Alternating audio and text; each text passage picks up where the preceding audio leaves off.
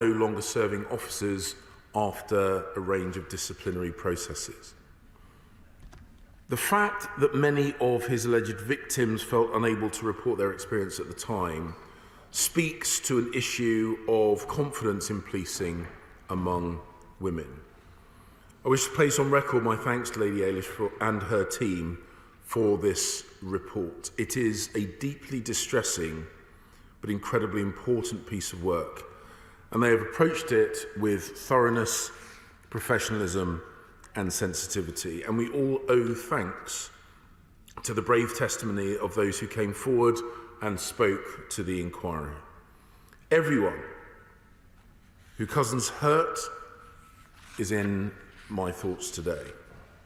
The report makes 16 recommendations, and they include improving the police response to indecent exposure, reforming police recruitment and vetting practices, and addressing cultures within policing. The government will now, of course, carefully consider the report and respond formally in due course, and I can assure the House our response will be prompt. We are taking action to address public confidence in the police, and there has already been progress in a number of areas that have been highlighted by the inquiry. Anyone who is not fit to wear the uniform for whatever reason must be removed from policing, and every effort must be made to ensure that similar people never join. That is why we're providing funding to the National Police Chiefs Council to develop an automated system for flagging intelligence about officers in a much quicker time than is currently the case. We're changing the rules to make it easier for forces to remove those who cannot hold the minimum level of clearance. And police chiefs are getting back the responsibility for chairing misconduct hearings so that they can better uphold the standards in the forces that they lead. And there will be a presumption for dismissal for any officer found to have committed gross misconduct. And I can announce today that there will also be an automatic suspension of police officers charged with certain criminal offences. But the work must continue. Part 2 of the Angelini report is considering systemic issues in policing, such as vetting, recruitment and the culture, as well as the safety of women in public spaces. I will, of course, read those findings closely and with care.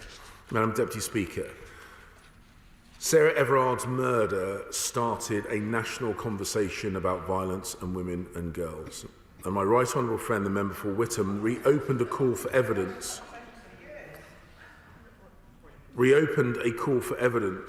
which went on to receive 180,000 responses from members of the public, many sharing their own harrowing personal experience.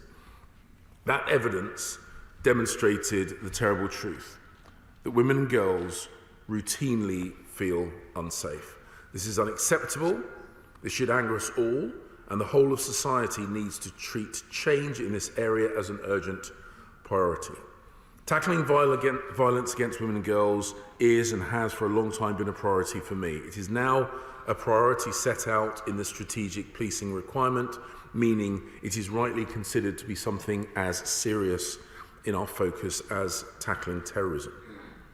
Our tackling violence against women and girls strategy and tackling domestic abuse plans are backed up by significant investment. We are changing the law so that rapists will serve their full sentence behind bars with no option of release at the 2/3 point. And anyone who commits murder with a sexual or sadistic element will spend the rest of their days in prison. Our Safer Streets Fund and Safety of Women at Night Fund support a range of projects across England and Wales. The online Street Safe tool enables the public to anonymously report areas where they feel unsafe and why they feel that. And there is a new national operating model for investigation of rape and serious sexual offences. It means that the police and prosecutors will work more closely together, building stronger cases that focus on the behaviour of the suspect and place victims at the heart of everything. And we've launched a nationwide behaviour change campaign called Enough, to bring about an enduring shift in attitudes and behaviours that underpin the abuse of women and girls. Madam Deputy Speaker, most police officers, of course, use their powers to serve the public bravely and well. But when they fall short, the impact can be devastating. Society cannot function properly where trust in police is eroded. And I'm unambiguous that police forces must keep improving and must command the confidence of the people that they serve. And it's imperative that police leadership, of whatever rank, plays their part in this endeavour. I want once again to express my heartfelt sympathy to Sarah Everard's family and friends. I cannot begin to imagine the extent of the pain that they have felt.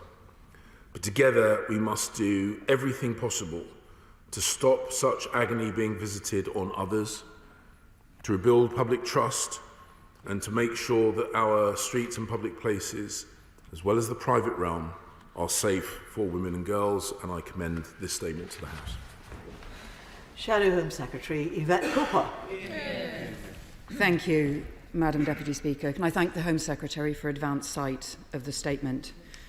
3 years ago this Sunday, a young woman walking home was abducted and brutally killed by a serving police officer that she should have been able to trust to keep her safe. So we think today of Sarah Everard, her parents, family and friends who have to live with the shattering consequences of what happened. And this is also a day when many families who have lost sisters, daughters, mothers to violence are here in Parliament to hear my honourable friend, the member for Birmingham Yardley, read out the names of women killed this year. So today's damning report is about women's safety. It's for all the women across the country who worry about walking home alone or who worry about their daughter's safety. And it's also about trust and confidence in policing, whether we have the standards in place to maintain confidence in individual officers and for the vast majority of police officers working immensely hard with integrity to keep communities safe, whose work is undermined when standards fail. So I thank Lady Elish Angelini for her inquiry and this comprehensive first report, and thank those who came forward to give evidence, but it exposes a catalogue of appalling failures in the police vetting and misconduct processes and in investigating indecent exposure and sexual offences. Wayne Couzens should never have been a police officer. He should have been stopped, and he could have been stopped from being a police officer. It is truly appalling. His history of alleged sexual offending stretches back so many years, and yet opportunities to investigate were repeatedly missed. And most disturbing of all, Lady Angelini says, there is nothing to stop another Wayne Couzens operating in plain sight. So although I agree with most of what the Home Secretary has said, I have to be really blunt about this. His response is too weak. It is too little, and it is too late. And the lack of urgency is unfathomable to me. The government has been repeatedly warned about failures around vetting and misconduct. Independent and inspectorate reports in 2012, in 2019, in 2022, in 2023, all highlighting serious failures in vetting procedures. That's why Labour called 2 years ago, I called 2 years ago for mandatory national vetting standards. Forces are working hard, but there isn't mandatory standards for all forces. All the government has done is brought in a code of practice 2.5 years after Sarah Everard's murder, which isn't strong enough. Frankly, it isn't even clear that Wayne Couzens or officers like David Carrick or Cliff Mitchell, both now convicted, would definitely have failed the vetting standards and the code of practice, even if it had been in at the time. He has to go further, and it has to be driven by the Home Office. On the misconduct changes that he's referred to, most of them aren't even in place yet, again, 3 years after Sarah Everard was murdered. So will the Home Secretary now commit today to a new mandatory framework for vetting underpinned by legislation that all forces must abide by? We will support him in doing so. That will pursue any evidence about past domestic abuse or sexual offending, not simply convictions, and at minimum, would he just accept recommendation 6, which looks at a review of indecent exposure allegations and other sexual offences recording against serving police officers? At minimum, surely he can accept that today, now. And on automatic suspensions that he's just announced, again, does not go far enough. Only suspending people for criminal offences once they have been charged? Well, once investigations are being launched by the police into serving police officers around domestic abuse or sexual offences, those officers should be automatically suspended.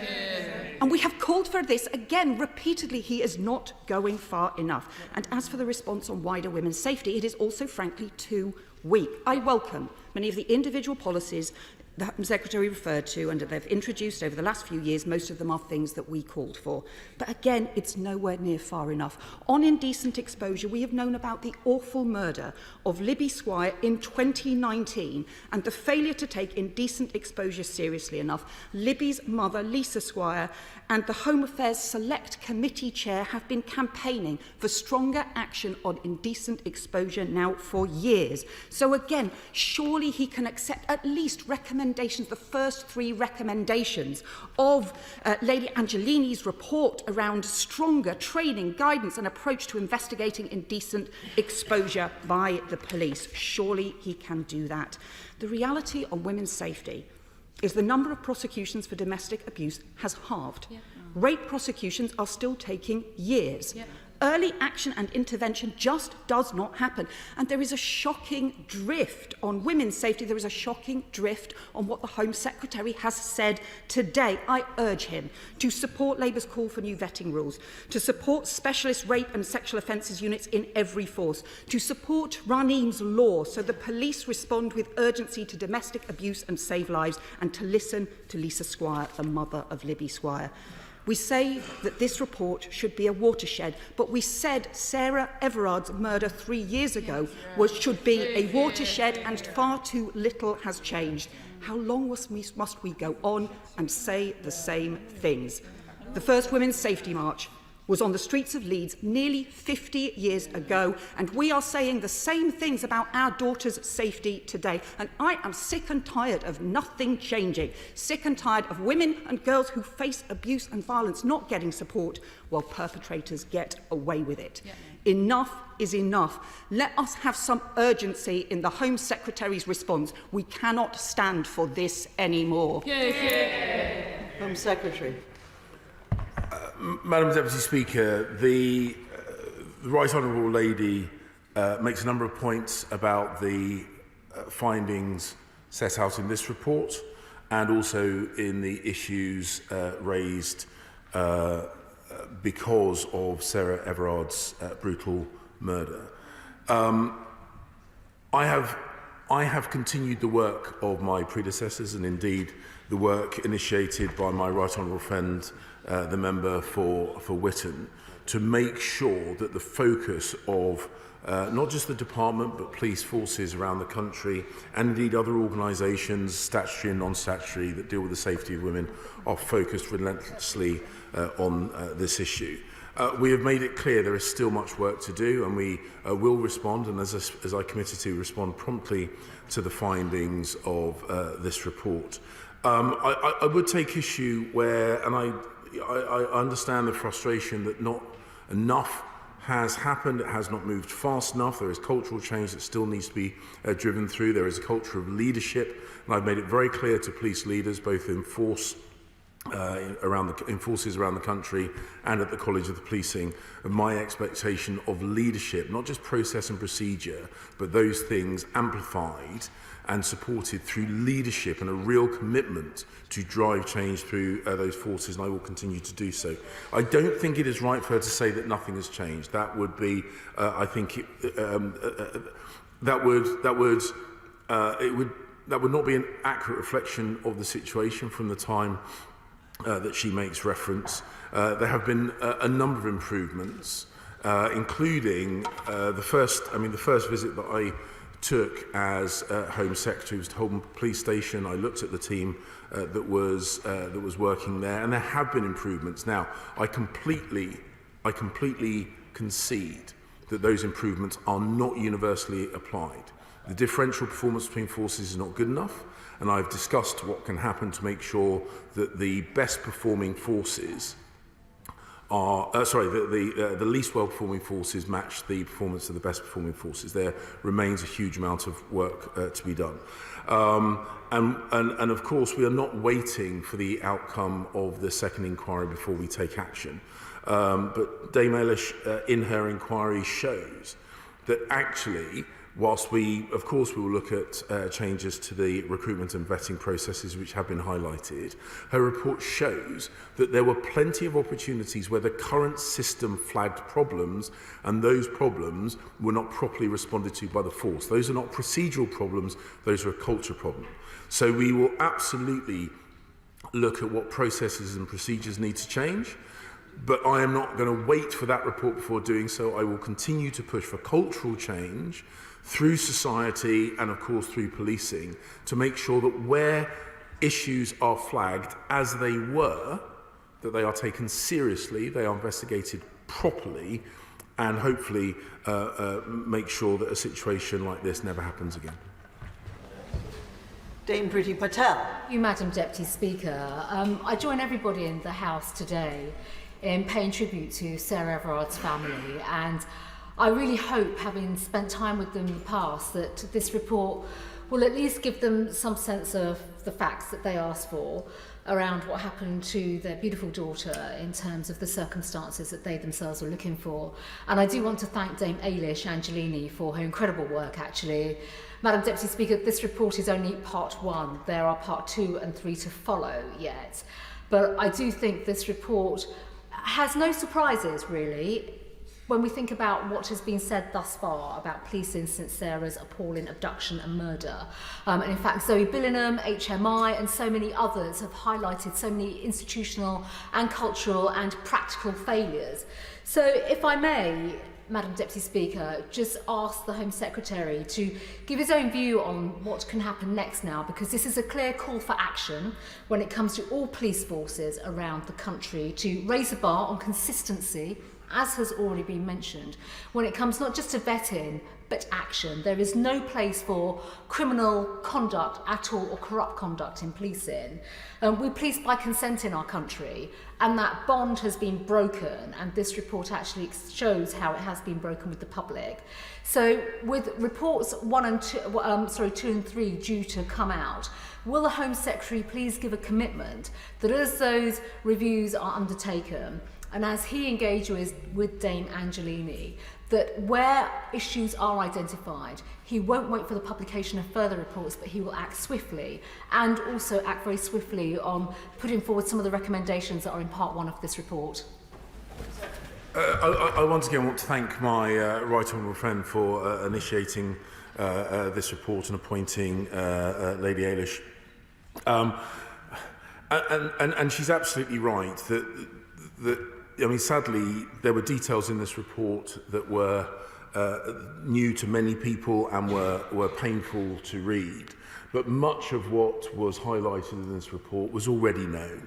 And we haven't waited for this report to start driving change. And indeed, I've had conversations with police leadership about my expectation of their focus on the policing of women and girls, in particular, the safety of women and girls, and their attitude towards women and girls.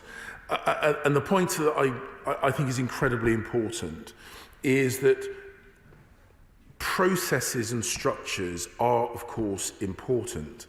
And we review processes and structures, we will improve processes and structures. But the best processes and structures in the world cannot replace focus and leadership. And I think it's incredibly important that leadership at every rank in policing takes this seriously. And this is a conversation I've had with police leaders and the College of Policing to ensure that the attitudes which were highlighted in this report change, because without those shifts of attitudes, all the processes in the world won't repair what needs to be repaired. And that is a conversation that I will repeat. SNP spokesman Kristen Oswald. Thank you, Madam Deputy Speaker, and I'm grateful for advanced sight of the statement. I'm also very grateful to Dame Eilish Angelini for the very careful and thorough way that she has worked through this, and the very thoughtful way that she talked through her findings online earlier. I do want to add that I'm also thinking of Sarah Everard today and her family, and I'd like to do likewise for the family of Emma Caldwell, who have experienced such a protracted, awful ordeal. Fundamentally, our police forces must both keep us safe and have our confidence that they'll do so. Of course, most police officers do an excellent job, but the trust in that has been hugely damaged by issues being raised, including, as we've heard, things like indecent exposure and not being acted upon. We've heard that Wayne Couzens should never have been a police officer, and he spoke about vetting. I would like to put to him that it's both process and culture that we need to hear more about now. It cannot be one before the other. Both must be dealt with and dealt with immediately. And I'd also like to hear more about how those who are currently in the force who may be showing telltale signs, as Couzens did, are to be dealt with. I'd also like to hear more about the automated systems he spoke about. What does he mean by automated systems and how will they work? And I wonder if you can tell me if additional funding is going to be made available to tackle institutional misogyny within the Met, and whether Barnett consequentials will be available so the Scottish Government can similarly look at the threats of violence against women and girls across society, but also within the police force. Good policing won't end the epidemic of male-inflicted violence upon women, but it should mean that men who abuse women are held to account. I wonder if he's aware of the relatively small proportion of police officers investigated for domestic abuse, sexual assault, rape and abusive position who were actually suspended over the last 2 years, and I wonder what steps he's taking to deal with that. I also wonder if he can talk further about those who have raised concerns about domestic abuse by police officers and how the specific actions that are needed will be brought forward in this regard. I think that this is quite devastating for women's confidence in policing. I wonder if he is considering a statutory inquiry into institutional misogyny within the Metropolitan Police. And finally, he said at the beginning of his statement that this report and his government's actions have brought to light the concerns that women have. I have to say to him, we have had these concerns forever. This is not a new situation, but there is an opportunity to do more about it now, and I'd be keen to hear from him and how that might pan out. Home Secretary. On the Honourable Lady's final point that she made, I want to make clear what I meant by this. I wasn't suggesting that this report has brought to my attention or to the attention of the department a problem which is very severe and very long-standing. When I was in City Hall, when I was on the London Assembly, I contributed to the London Violence Against Women and Girls strategy back in 2008 to 2009. So I've been involved in this and passionate about this the entire time I've been in elected office. What Sarah Everard's murder, I think, highlighted more generally to the public was something that I know women have known for a very, very long time, which is that the public realm is not safe enough, that their concerns are often not taken seriously enough, that there has been a dismissive attitude to non-contact sexual crimes, that domestic abuse is something which is domestic abusers, for example, it takes far too long to bring them to justice, and too few of them are brought to justice, and that women don't feel safe during the process. There are many people in the House, and I pay tribute to the Honourable Member for Birmingham Yardley, who has made it clear to this House what I know many women instinctively know, that far more needs to be done. So that's the point I'm making about these tragic circumstances, bringing a greater and wider attention, a whole of society attention. This is an issue about women and girls, but it's not an issue for women and girls. It has to be a whole society issue. And I remain absolutely committed to ensure that the specific recommendations of the report are responded to promptly. But as my right honourable friend, my predecessor, the member for Whittam, said, we're not waiting for the report to come out to take action. We've already taken action. We've already increased funding. With regard to Barnet consequentials, I'll have to leave others to talk through the implications of that and within the wider funding envelopes of our support to Scotland as an integral part of the Union of the United Kingdom of Great Britain and Northern Ireland. Tim Lawton. Thank you, Madam Deputy Speaker. This comprehensive report reveals a truly appalling catalogue of what ultimately turned out to be fatal errors, incompetence and complacency, epitomised by a culture in parts of the Met, and it's important to say parts, where vile behaviour and deeply abusive language, as we would recognise, constituted banter. Now, Mark Rowley, when he came in, offered in response to open up, I think, more than 1,000 cases of previous standard and conduct investigations to see whether they'd been conducted properly. And when the Home Affairs Select Committee went to see the Standards Committee at the Met, we were told that this is going to take some time and we're going to see more of these cases coming out. So can the Home Secretary give us a progress report on what more instances we are likely to see in the public domain, and also the issue which we have raised, where those standards are undertaken, those reviews, by other members of the police force. And surely there is a case for bringing in greater independence from other agencies and institutions such as the military to help with these investigations from a different standpoint, so that the police are not just marking their own homework. Home Secretary. The review that was initiated by my predecessor has been put in and has been worked through by the Commissioner of Metropolitan Police is important, and he has demonstrated an admirable commitment to reform. I know, and I've had conversations directly with him about this, that he takes these issues incredibly seriously, and he wants to ensure that the Metropolitan Police not only serves the capital and everyone in it, but it is seen to serve them, and there is confidence in that.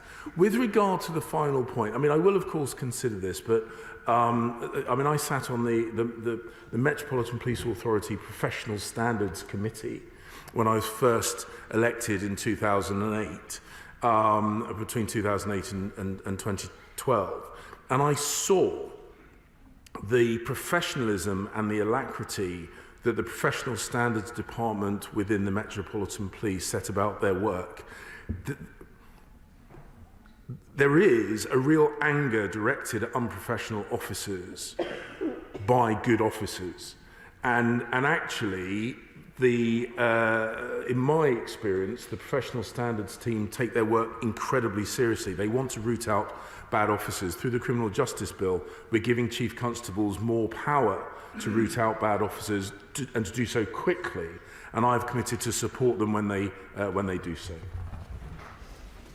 Chairman of the Select Committee, Dame Diana Johnson. Madam Deputy Speaker, and can I welcome the statement today, and I do hope we will get a full response from the Home Secretary very quickly. Can I also associate myself with the comments of the Home Secretary and other Right Honourable and Honourable members today that our thoughts are with the family and friends of Sarah Everard. I wanted to just ask the Home Secretary again about this issue of indecent exposure, which is highlighted in the report and the Home Secretary talked a little bit about. And in my own constituency, we had the horrific case of Libby Squire, who was raped and murdered by a man who had been stalking and roaming the streets of Hull for 18 months prior to murdering Libby, exposing himself, acts of voyeurism. People didn't report it because they thought the police would not take it seriously. Now, Libby's mum, Lisa Squire, has been campaigning on this for the last few years. I wondered whether the Home Secretary might meet with Lisa Squire, and also the Home Affairs Select Committee has had a recent hearing where Lisa came and gave evidence. And it would be interesting to know what the Home Secretary's view is. What more can be done now to encourage people to come forward, women in particular, when this happens to them? And I'd also say that I think almost every woman I know at some stage in her life has had this happen to her. This is endemic. Home Secretary. I thank the Honourable Lady, the Chair of Committee, for raising this point, and of course I will seek to find an opportunity to meet with the Squire's family about this issue. Look, there needs to be a cycle of increased confidence. I hate some of the phraseology that has been applied, and I choose never to apply about this, about implying that there's a less seriousness about this, because the sad truth is often when we see reports of serious sexual violence, that you look back through the case history and you can see plenty of examples of criminality leading up to that, and so we do absolutely need to take this seriously. The women who have been subject to, who've been the victims of these kind of crimes, this kind of behaviour, need to feel confident reporting, and they need to feel confident that their reports will be taken seriously. And the more that they can see that the police take action, the more confident they will be in coming forward. So there has to be a virtuous circle that we need to develop. And we are not there yet. We know we're a long way from that. And this is one of these areas, and again, we've seen it in the Couzens case. He was known to have done this, and that should have triggered a much more robust response, but it didn't, and we have to address why it didn't, and we have to ensure that leadership and policing understand that we collectively in the House and the Home Office expect them to take it more seriously and send the signal that these crimes are not trivial and they should not be ignored. Caroline Nooks. Thank you, Madam Deputy Speaker. I would like to associate my thoughts as well with the Everard family. This report tells us that the environment did nothing to discourage his misogynistic view of women. We know that not every flasher becomes a rapist, but we also know that every rapist starts somewhere. I respectfully say to my right honourable friend, of course, there have been good changes with regard to criminal justice and longer sentences for the most violent and the most serious offences, but that is too late. We have to intervene in the offending journey.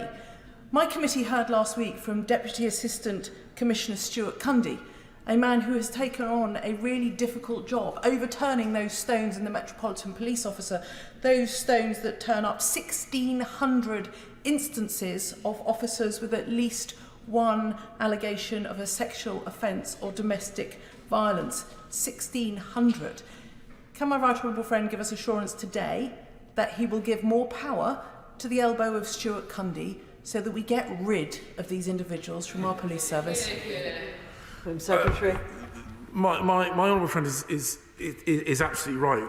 And when I say there's that cycle of confidence, women need to see that when these crimes are reported, that they are investigated and the perpetrators are brought to justice, because only then will they feel confident to come forward. And this is why I'm saying these are serious. These are not trivial offences. And she's right to say that not everyone that's a flasher, not everyone that has made unwanted, inappropriate sexual advances to women go on to become a rapist or a murderer. But the more people who are dissuaded from that behaviour because of swift and professional criminal justice, the more people we can prevent getting to those later stages. And that is why this is so important, and that is why that cultural change needs to be driven through the whole system. And a number of the Angelini recommendations are, of course, for public bodies, government departments other than the Home Office, and for public bodies outside government. All of us have got to take this incredibly seriously. As I say, this is a whole of society approach, and that will remain the fundamental philosophy that I use to underpin the work that the Home Office is doing in this area. Wendy Chamberlain. Thank you, Madam Deputy Speaker. May I associate myself with those comments in relation to the Everard family, and also to Lady Eilish Angelini, whose report today is a continuation of reports that she has done highlighting failures in our criminal justice system. I noted in the Home Secretary's statement mention of funding being given to the National Police Chiefs Council in relation to flagging of police officers in relation to vetting systems. My own experience in the police service is that IT system improvements take a long time and are quite complex. So I suppose my question for the Home Secretary is, what timescales do we have in mind for those improvements? Secondly, what engagement is happening with Police Scotland? Because obviously police officers transfer to forces in and out with the UK. And I suppose my final question is that if today a serving police officer is found in a concerning situation that requires input into the intelligence system and does not identify themselves as a police officer, are we confident that they would be dealt with accordingly?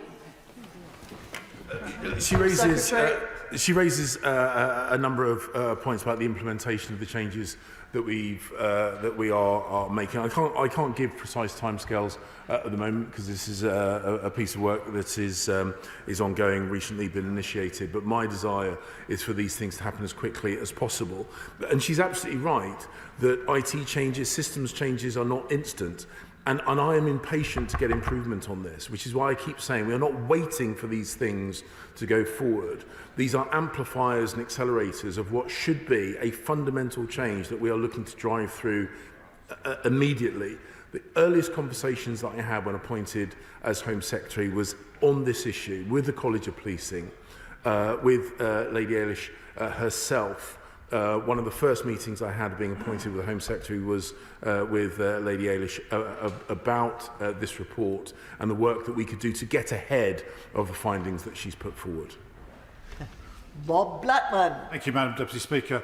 I thank my right honourable friend for his statement, and indeed he will be clear that the overwhelming number of Metropolitan Police officers are brave individuals who put their lives on the line frequently to protect all of us. The key is those individuals want to see these bad apples rooted out and indeed never coming into the police service in the first place. However, there are two aspects, of course, to the Metropolitan Police problems. One is that they are the one force in the country that failed to meet their recruitment targets in the last year. And secondly, that the Mayor has yet to provide the funding from his budget to enable the cultural change that we need to see in the Metropolitan Police. So does he agree with me that we've got to make sure that standards don't slip in terms of recruitment, they should be enforced, and also the funding needs to be provided to change the culture of the Metropolitan Police, as we would like to see? Home Secretary. My honourable friend, of course, draws right attention to the fact that the Police and Crime Commissioner for London is the Mayor of London and therefore has a duty to make sure that the police force over which he has a political control changes in the way that's been highlighted through the inquiry and the findings of this part one of the inquiry. He is also absolutely right that even though forces across the country, many of whom are now at the largest they've ever been in terms of force numbers, that's sadly not true in the Metropolitan Police. But there absolutely must be no sacrifice of quality of vetting to try and hit the recruitment targets that we have made clear we expect the Metropolitan Police to hit. We want the Metropolitan Police to be a well-recruited force. The funding has been put on the table. It's not been fully utilised by the Mayor, but the funding has been put on the table to enable the Met to do so. It needs to be populated with good professional officers. That is the bar. That is the minimum standard that we expect, and we expect all leadership, both uniformed and political, to abide by that philosophy. Helen Hayes. Thank you, Madam Deputy Speaker. Can I first put on record that my honourable friend and constituency neighbour, the member for Streatham, in whose constituency Sarah Everard lived and where she was abducted and then murdered, is currently on an overseas visit with the Joint Committee on Human Rights and is very sorry not to be in the chamber today for this important statement.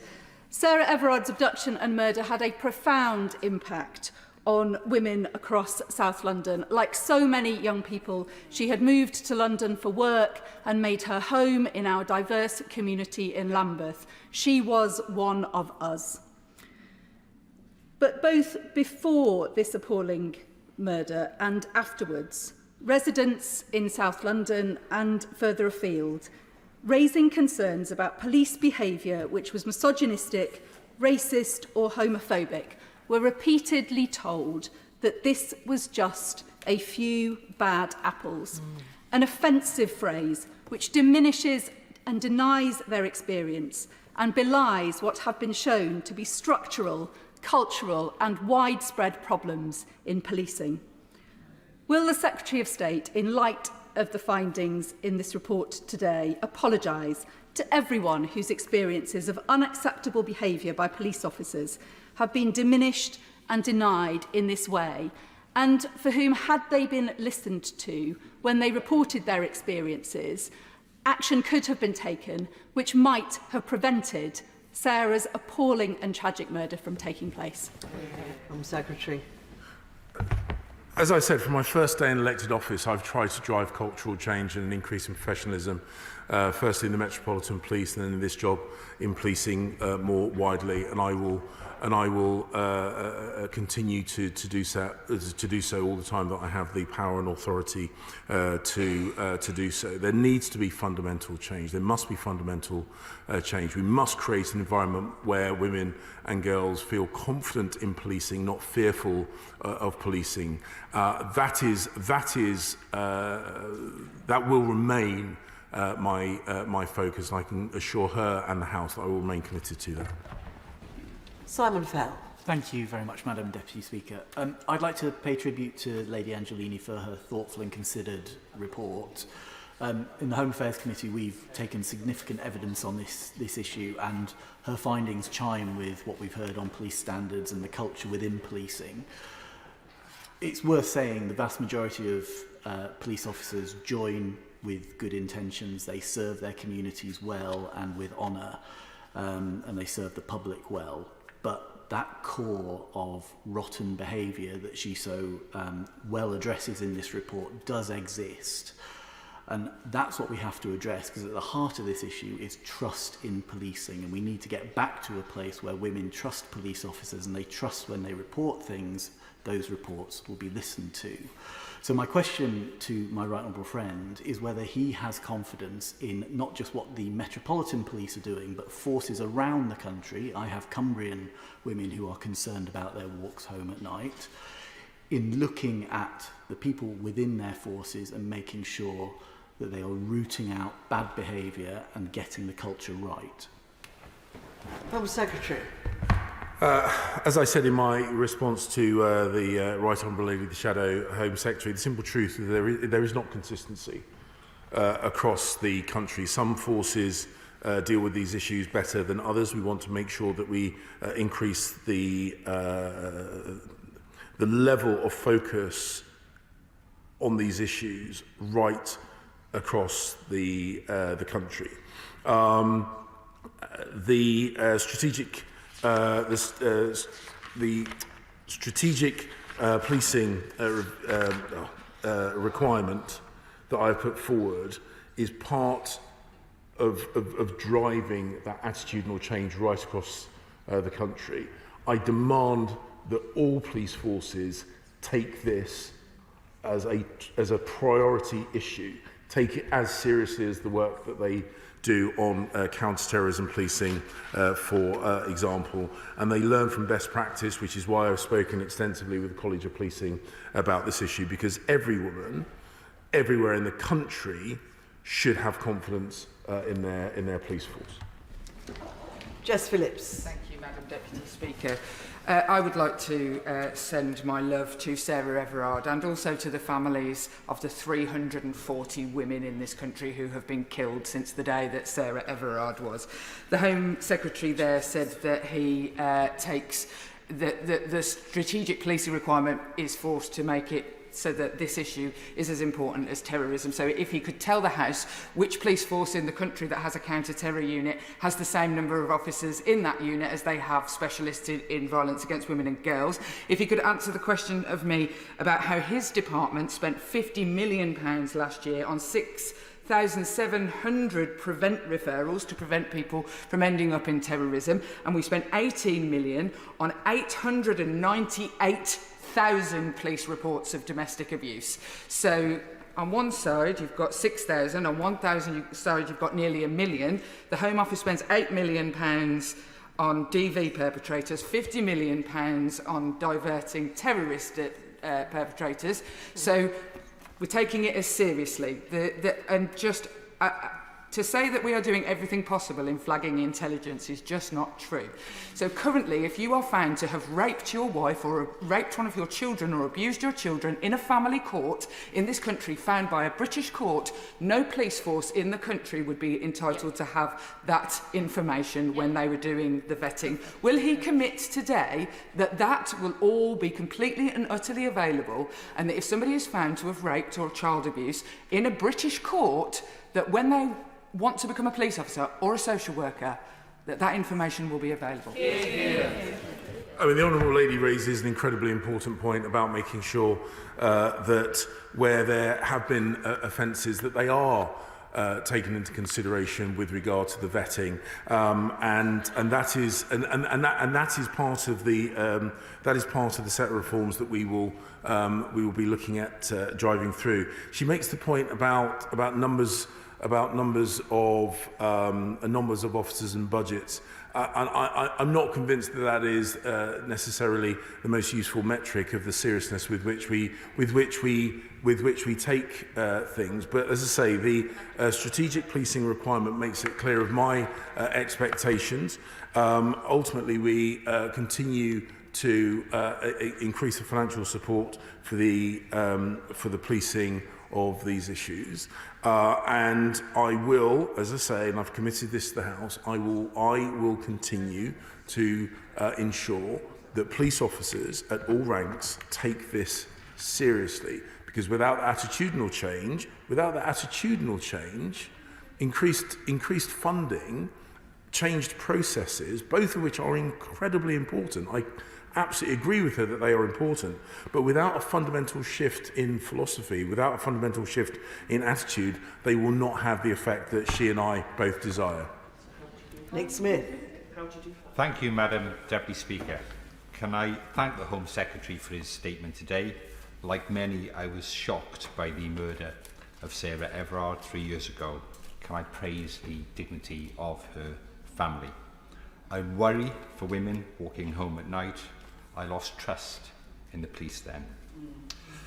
Can I press the Home Secretary, though? Following on from the challenge of my right honourable friend, the Shadow Home Secretary, surely if an investigation is launched into a police officer after allegations of domestic abuse or sexual assault, officers should be suspended straight away. Secretary. As I say, I've worked with professional standards officers, and I do think something like that, which superficially seems obvious, is often something more complicated than that. We have put forward changes in the thresholds that trigger suspension. Of course, we expect investigating officers to move swiftly, as I've said in at the dispatch box. the introduction of the Criminal Justice Bill. We want officers who are innocent to be vindicated quickly, and we want officers who are not to be removed from the force. That remains the philosophy that underpins the work we do on this. Florence Eshalomi.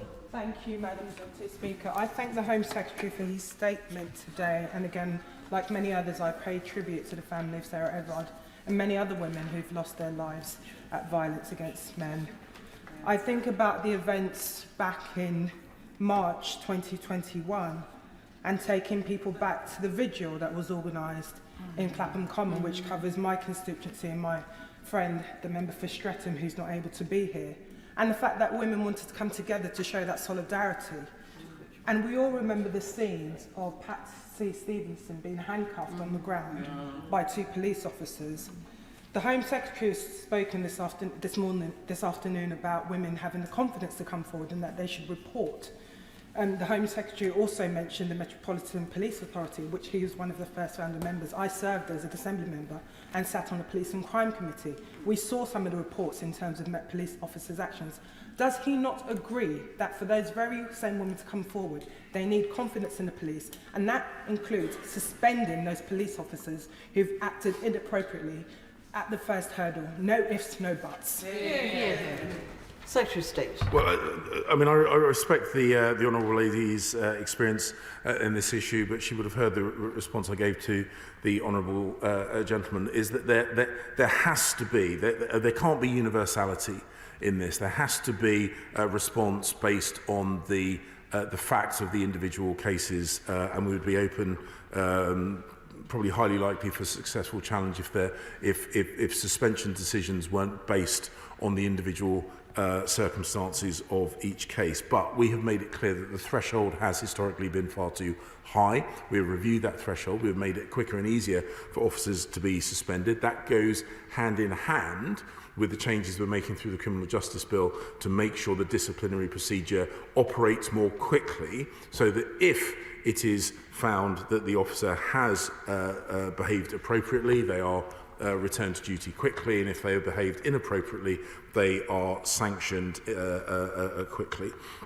That is incredibly important, and the demonstration of this and the policing of the vigil for Sarah Everard was awful. It was awful.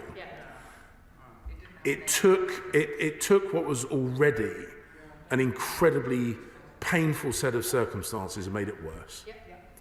I've spoken to police officers who recognise that.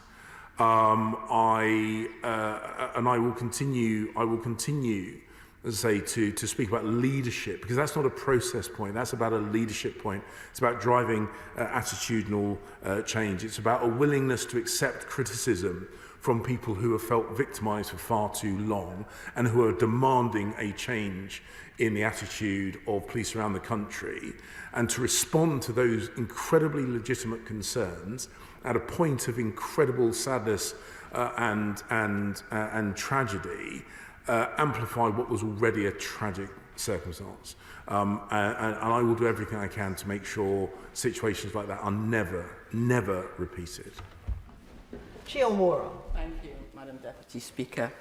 I too want to pay tribute to the family of Sarah Everard. In Newcastle and across the country, her vile murder led to an outpouring of grief and horror. But it did not, as the Home Secretary said, start a conversation about violence against women. Rather, it showed that the voices, that is what he said, rather it showed that the voices, the pain and the fears of women were being ignored. He says he takes violence against women seriously. His language and his actions need to reflect that. And on that, will he speak specifically to recommendation 11 about information sharing between forces, so that predators like Couzens cannot move from force to force? This is not only an issue for the Met. Home Secretary. Yeah, as I said in response to the Honourable Lady, the point I was making about starting a national conversation is there are people who should have been thinking about this but who weren't. The terrible circumstances in terms of the murder of Sarah Everard triggered a conversation there. As I say, within the Home Office, within the policing, my own experience long predated these terrible events. But we must recognise, indeed it's been said by a number of people across the House, that something changed when Sarah was murdered. Something changed. We must absolutely make sure that the terrible circumstances that this inquiry demands that we see, we must make sure that is utilised to drive fundamental change. And I can commit to her that I will continue to drive that change. I will continue to prioritise violence against women and girls. It is a key priority, and I've communicated this over and over again since the first day I was appointed as Home Secretary. Andrew Gwynn. Thank you. Can I welcome this statement and the report?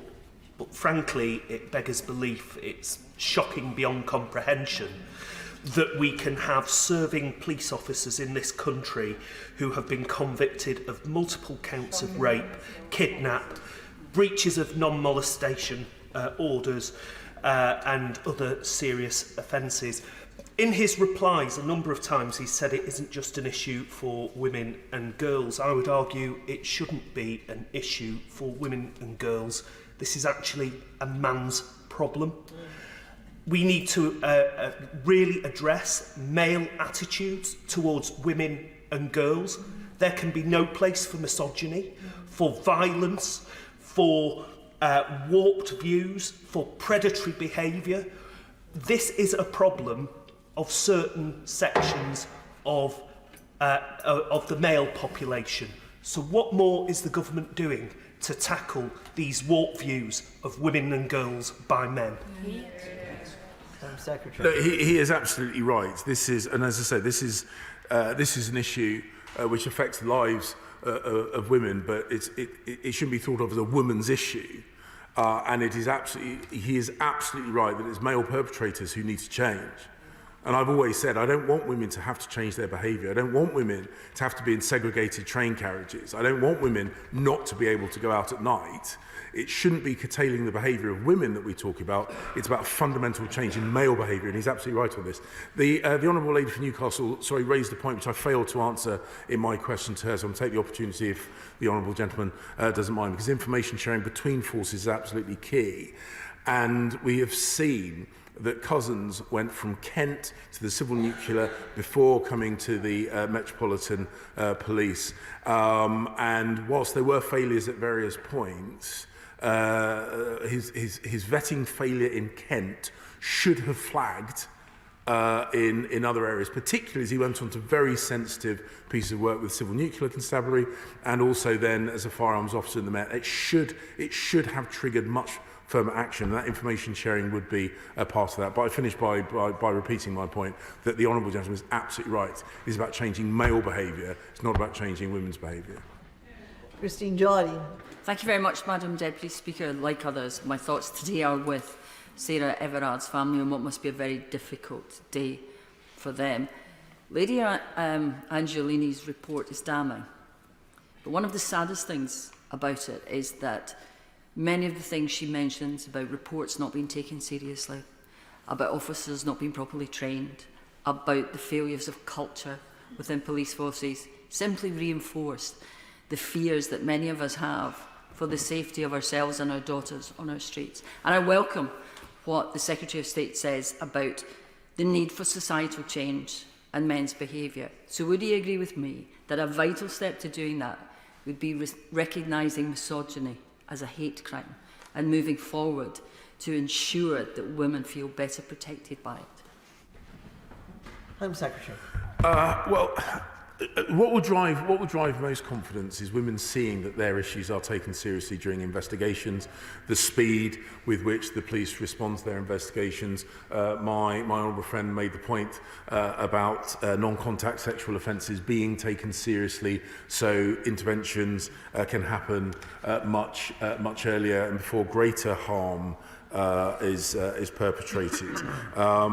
I know there have been calls with regard to misogyny being a hate crime, and whilst I understand the calls for that, I'm yet to be convinced that that necessarily would drive the change that we seek to drive. I think there are other direct things that that we should do and indeed are doing to drive that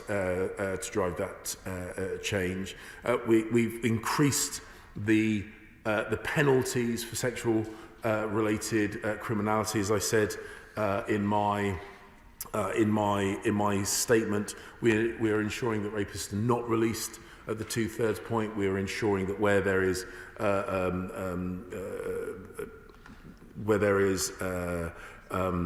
the word I'm looking for? Where there are issues with regard to convictions that are to do with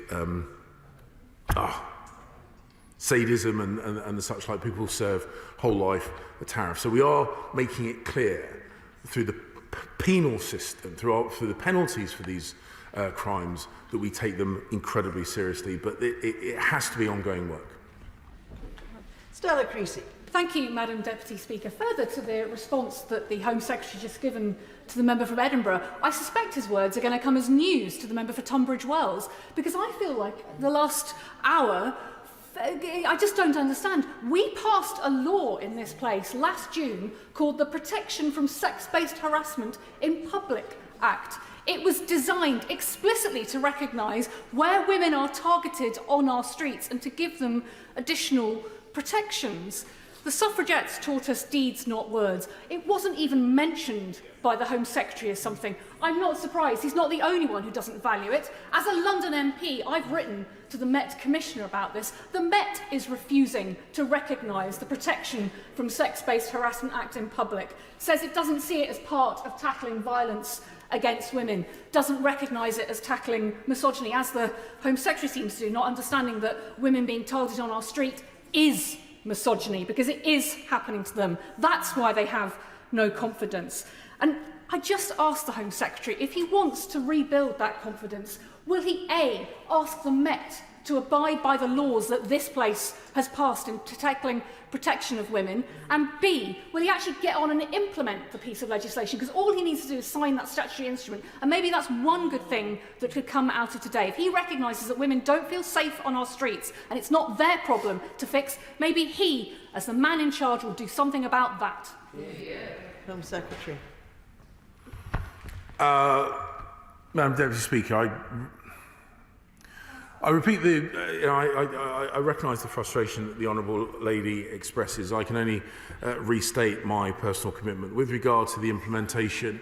With regards to the implementation of decisions made by this House and Metropolitan Police, you should recognise that that is a decision for the political head of policing in London, which is the Labour Mayor of London. I am more than happy to take it up with him if she hasn't already done so.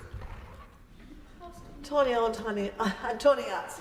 Thank you, Madam Deputy Speaker. Now, Dame Angelini's findings that there is nothing to stop another Wayne Couzens operating in plain sight worries me, because he has been operating in plain sight since 2002. Now, the Home Secretary has used many words today, which he will be held to. Systemic issues in policing, trust in policing, attitudinal change is needed, change is needed. Well, actions speak louder than words, Home Secretary. As the police vetting standards and misconduct systems need looking at now. So will he meet with me to discuss my police declarations bill, which I brought as a 10-minute rule bill only a few weeks ago to the House, and discuss with me how a register of memberships of secret societies should be publicly available, because we need to rebuild trust in our police. Home Secretary.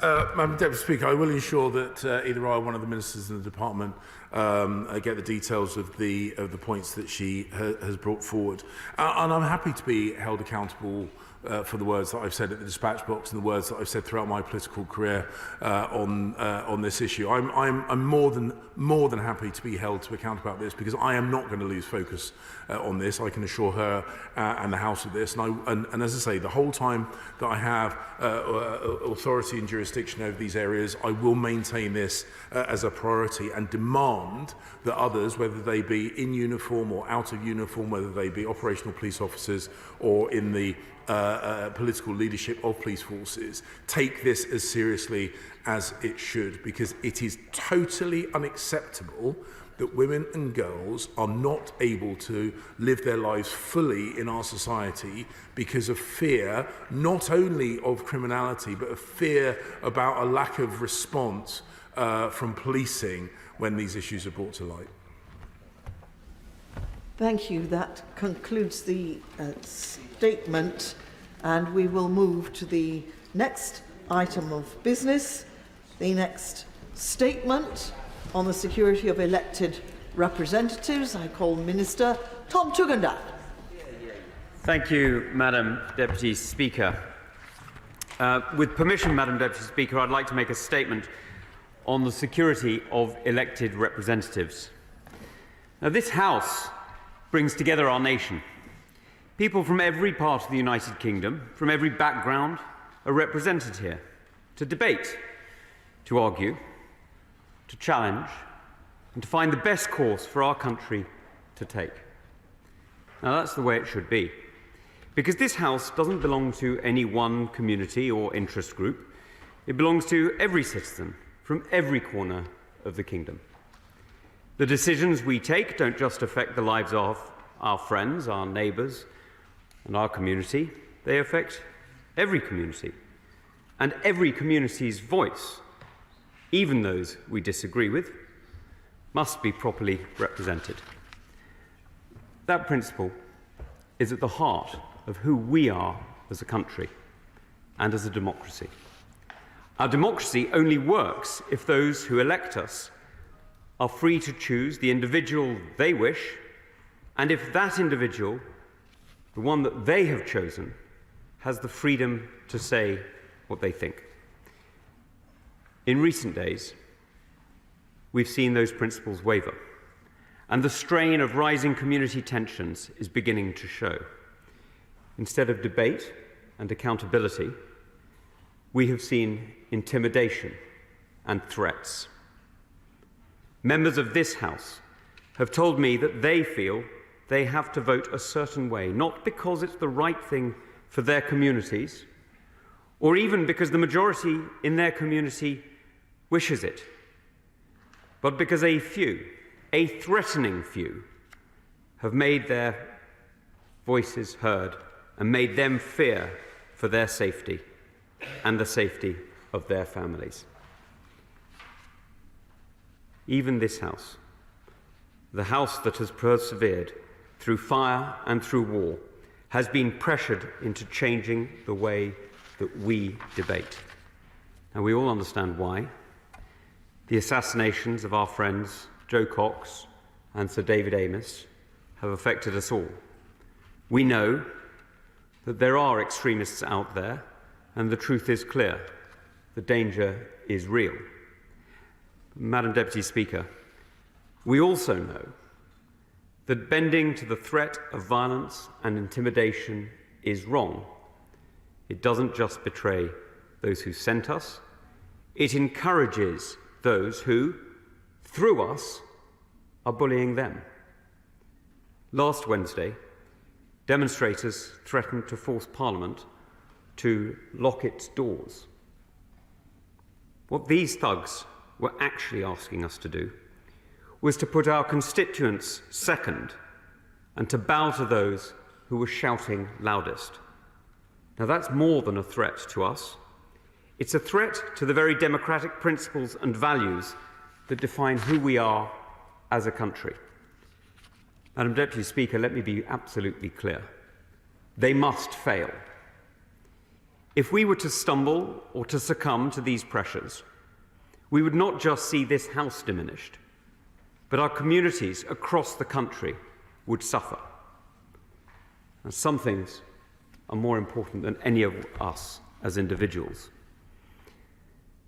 Pressures have always existed, but since the 7th of October attacks on Israel, they have spiked, along with a dramatic rise in anti-Semitism, accompanied by demonstrations which have caused profound distress and fear in the Jewish community and beyond.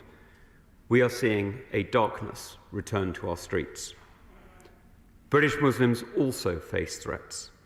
Islamist extremists call other Muslims apostates unless they are willing to destroy the society that has given everyone, including many, many expressions of Islam practiced here today, the freedom to worship as they choose. And far-right extremists are joining them in claiming that Islam has no place in Britain. Both claim that Britain is a divided nation, not a united kingdom. Both are wrong. And this government rejects that agenda of isolation and fear. We will ensure that all voices in our democracy are heard. We are ensuring that those who have been elected to serve their community are able to do so without fear. That's why we're committing an additional £31 million to protect the democratic process and our elected representatives. This funding will primarily support MPs, councillors, police and crime commissioners and mayors. The Operation Bridger network, which already provides police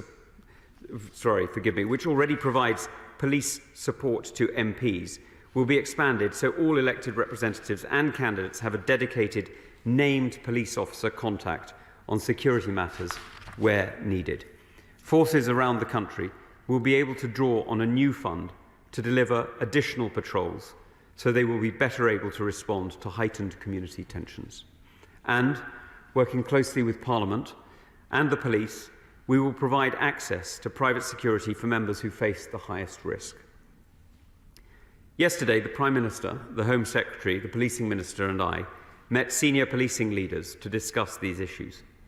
Together, the Home Office, the National Police Chiefs Council, the Association of Police and Crime Commissioners and the College of Policing, with input from the Crown Prosecution Service, have agreed a new Defending Democracy Policing Protocol. It contains 7 key commitments to implement minimum standards of policing at events, to prevent intimidatory protest at homes, and to ensure protests at party offices, town halls, parliaments or other democratic venues do not inhibit the democratic process. PCCs and chief constables have been asked to report back on implementation of these measures by April. Before I finish, may I pay tribute to our law enforcement and intelligence agencies who keep us safe at all times. This additional funding will help them to support us in undertaking our democratic duty. Now, I take the safety and security of all members of this House extremely seriously, Madam Deputy Speaker, as I know do you, and I know Mr. Speaker does as well. The truth is, Madam Deputy Speaker, that there are some things that transcend political dividing lines. There are principles that are so fundamental, so sacred even, that we must guard them, all of us, against all threats, regardless of party allegiance. Defending our democracy is at the core of who we are as a nation. It is the living expression of the concepts of freedom of thought and freedom of speech. As we legislate and debate, as we argue and criticise, we must be robust. We must continue to test ideas and each other in order to serve the British people best. And we must challenge each other and remember that this isn't just about us. We are only the temporary guardians of liberties that we have inherited. Today, it is our turn to defend them. This is our watch. And it is for us to rise above the fray and to say, with total clarity, we will not be cowed. We will not be silenced. We will not be bullied. The people we are privileged to represent deserve nothing less, and I commend this statement to the House. Shadow Minister Dan Jarvis. Thank you.